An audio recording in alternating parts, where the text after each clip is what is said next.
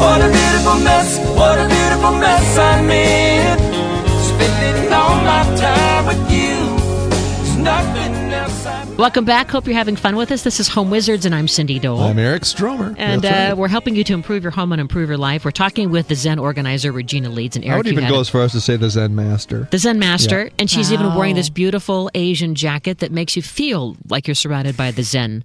You know, doesn't it? Yeah, it does. Well, you had a question, you said. Yes, Regina, my question is these systems of organization that we create. Yes. Is it your system that you're going to impose on us, or do you creatively come up with something based on your suggestion? How does that work? How do I find my own style that will work for me? Well, people are not as varied and as complicated as you might imagine. They tend to fall into categories. I mean, basically, it's the people who need to see everything or they will forget they own it. And then it's the people who are like me that you can put it away and I will remember what's in every drawer. So those really? are the two mental types. Got it. But when I work with you, there are certain tools that I like to use, and there are certain basics of organizing, but I absolutely impose nothing on any client. I help you understand the different choices. I'm always saying to people, would you like it this way or would you like it that way? So I absolutely tailor it to you, because otherwise we're It won't just stick, spending right? And it's very important to me that you maintain what we create. I'm there to change your life and make it better. I'm not there just to... Okay, so to that end, I'm a guy that I'm married. I have 3 kids under 13. I have a crazy, chaotic house. So some of our listeners probably have this situation in their own lives. How do you organize a home with kid stuff that's so, it's just pretty much every place? I guess we'll start with the family room. Do you want to do that? Sure. Okay. Well, the family room does usually look very chaotic, but it can. I tell a story in one of my books about I went to visit a friend and we were going somewhere, and I walked into her house and the family room looked like a tornado had gone off. She had 3 teenagers at home and they had friends over the night before, and it just looked like a bomb went off.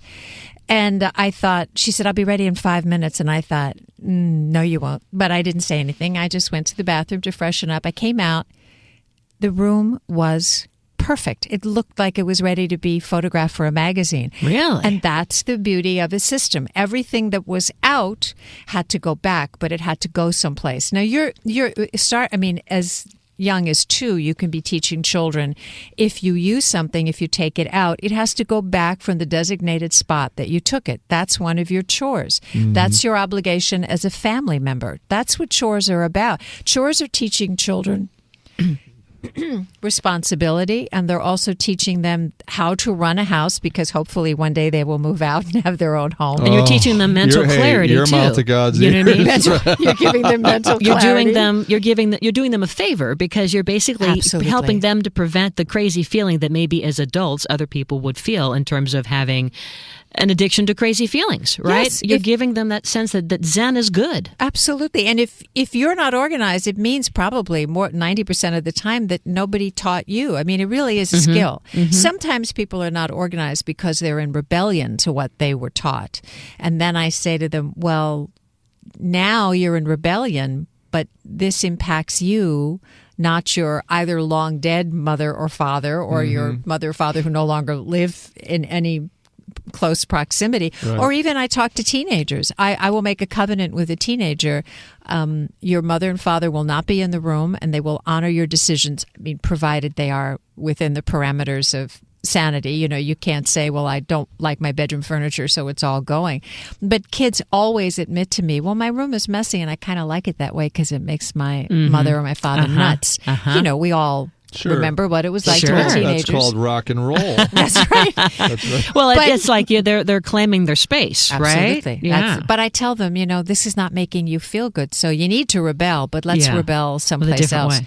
But in the family room, you have to have a system for handling DVDs and CDs, and a great way is to take them out of the jackets they come in and to put them into albums and just organize them by category. With those like sheet protector things, you mean, or...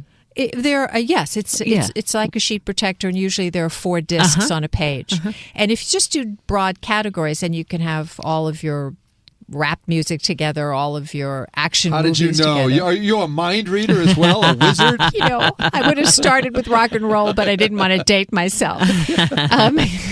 So having that is a great system for all of us, no matter what age you are. Oh, I mean, that's yes, 'cause we all have so absolutely. many technical, electronic stuff around the house. And So Regina, like Yes. so systems for organizing DVDs would be like comedy, drama, musicals, like that. Organize them by type rather than even music, rather than doing it alphabetical. Because if you're buying a lot of music, and kids today buy a lot of music, then you're going to have to keep redoing that system to work in that one new addition to the Sure, alphabet. yeah. And of course, most people today are downloading stuff on their iPods, so the CD isn't grabbed as often as it used to be. Right. But you've got everything has to have a place Yeah. in that room, and everybody has to be responsible for taking out of that room. What do we do in the family room? We have snacks. So the glasses come in and the plates come in and the napkins come in. And what do most kids do? They just walk out and mom will clean up.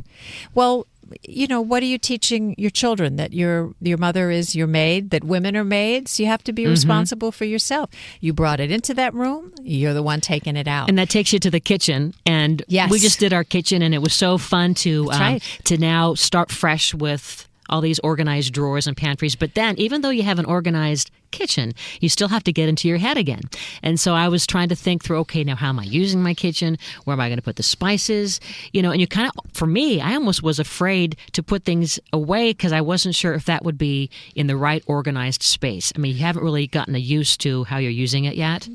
Kitchens are really pretty easy. Like if you go to anybody's kitchen, you go up to the sink, and on one side you're going to have glasses, and on the other side you're going to have plates. If you go over to the stove in close proximity, you're going to have pots and pans, and the pot holders are going to be over there. So when it comes to a great thing to do, even if you can't remodel, is just at the start of the year, is to go through your equipment. If something broke 5 years ago and you're still waiting to send it back to the company to have it fixed, give it to Goodwill, because they'll fix it and there's they'll so sell many it. gadgets. I mean, you go through these drawers. Yeah, and then my Ridiculous. initial issue, or my issue right now that we're having, is that we have all these little containers for school lunches, right? leftovers, but the lids and the don't fit. box don't match. And There's a project for an afternoon, like once every 6 months, you take all those out and you say, well, what matches and what doesn't match, and then just get rid of. Forget matching. Do you have a lid? Do you have a lid for a container? Yeah. And I call collections that don't work, that are massive, I call them fake prosperity. I have all these clothes in my closet, but I can't wear any of them. I have all these containers, but most of them I can't use because We just like to accumulate things, don't we? Yes, it makes us feel somehow Like we wealthy and prosperous wait, when we see a fake lot of stuff. prosperity. That is genius. And I like love we that. have all these Yeah. extra toys surrounding us, like somehow we're protected, right? People are very much afraid of open space. I will clear a table off, and people say, "Well, what do I put there?" And I said, "Well, either nothing and just enjoy the space." Thich Nhat Hanh is a beautiful Vietnamese Buddhist monk. He's written something like 30, 40 books. He's amazing. And he says, when my cup is full of tea, that's what it's full of, tea. After I drink the tea, it's full of space. And in America especially, we have to learn that space is okay. And then I also say to my clients, well, maybe something will come here. Maybe it's on its way to you. Let's have an open place to welcome that item. I worked with a client once who was very wealthy, and I thought, I can't wait to see how she's going to decorate this house. She came with bare bones. And I said to her, well, when are you going to get started? Who's your decorator? And she said, no, I'm going to live here for close to a year before I do anything. I want to feel the house. I want to sense how I want to be in this house. And I thought that was genius. She turned my world around. Mm-hmm. And she's very wealthy. She could buy anything. And she lived bare bones That for takes a year. discipline, doesn't it? Because it's so easy to, and I mean, look at all the ads everywhere. You want to buy things. You want to get some great pillows. When's the last time you went to Costco? That's why I have all the lids and the espresso maker and some tires and some Vaseline. What the hell? I don't want to get heavy again, but as a society, very often that buying is how we fill up an emptiness we feel inside. Oh, absolutely. And yeah. before every purchase, you have to stop and say, am I buying this to make myself feel good, or do I really need it? I have Although a little shopping is good therapy. A little retail therapy sure. from time to time, at least. Oh, no. I'm buying it to feel good. And you have many brethren. That's right. At least my doctor tells me to do that. I have this great family doctor. He goes, have you bought anything for yourself? Go out and do a little retail therapy. I tell my husband that, and he goes, that's not working. Yeah. My doctor told me to. So there you are, rewards, Yeah. small things. It doesn't have to be the Costco thing. You got to go I in with know. a list. But see, this is what I love about what you do and why I think it makes sense to hire someone such as yourself. Yeah, you keep talking because about your clients. People can hire you, right? come in- absolutely, You people come can in hire and me. you identify some systemic things that are happening within, and I know you can see it immediately when you walk in. I totally get that. Yes. So you can. people hire you by the hour, and that's you They can do get hire me by the hour. It's Yeah. a 5-hour minimum. And if they're outside of Los Angeles, I mean, I fly all around the country. People fly me. They house me. They feed me. I help them. Bali, a little Bali.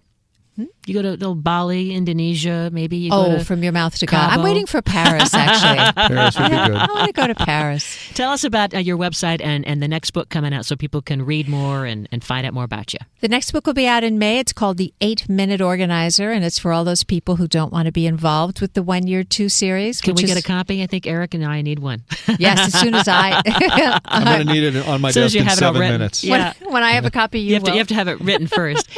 Well, it's all written. We're just in editorial Oh, good. comments right now. Great. Good. It's ready to go into post. And your website is? The website is reginaleads.com. But, I find websites nowadays are sort of static communications. so Facebook. And if I love Facebook, I'm on Facebook all the time. You can go to Regina Leads, the Zen organizer. You can leave me questions. I'll answer them. And if people are shy and they want to ask me questions because they have a difficult situation, if you email me from reginaleads.com, I see my email. I'm the only one who does, and I do respond. So I'd be happy to give you some direction if you need that. Or they can email us, and then we'll secretly say that there was this person. That's we won't right. say it was Eric. Or I, No. can, or I will this Regina quote Leads. unquote person. Yeah. Great having you, and a Happy New Year. Thanks for helping us. Thank you so much. It was a pleasure. Thanks, Regina. When we come back, we're going to talk roses. You're listening to Home Wizards, Eric Stromer, Cindy Dole on KFWB News Talk 980.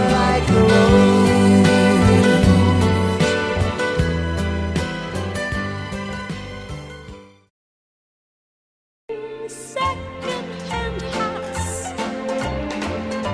second-hand clothes. That's why they call me second-hand rose. Well, welcome back. You're listening to Home Wizards. I'm Cindy Dole. I'm Eric Stromer. And how are your roses? My roses are long, leggy, gangly. They feel Sad. like they were never pruned Are they correctly. crying? And you know what I need? You need some help? I need Lance. Well, so we, during the Rose Parade, we got a chance to not only see Lance Walheim, who is this great gardening guru that has been on the show many times, but he and his brother were the stars of the Bear Advance float. They got to be on it. The Garden of Imagination was the theme, and on that float, along with Lance and his brother, the astronaut Rex Walheim, was the flower that I think we need to get, this Sunshine Daydream, Absolutely. this yellow Beautiful rose. rose. And at the post-parade, did you go and see the rose? I went and looked at it. It's a pretty yellow rose. Yeah. Very nice. Didn't smell half bad either, I Didn't got to smell- tell you. And neither does Lance Walheim. He always No, smells he pretty smells good. always Good very to have you here, refreshing. Lance. Smelling good, too.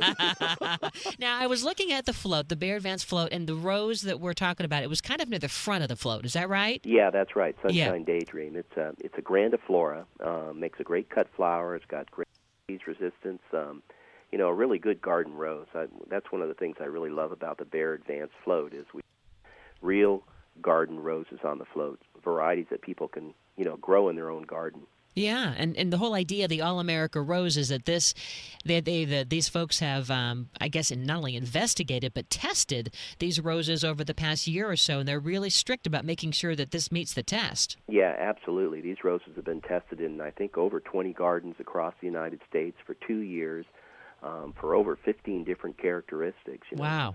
Quality of bloom, quality of foliage, repeat bloom. Quality of the resistance. owner, Yeah, quality there of you the go. gardener. Yeah, exactly.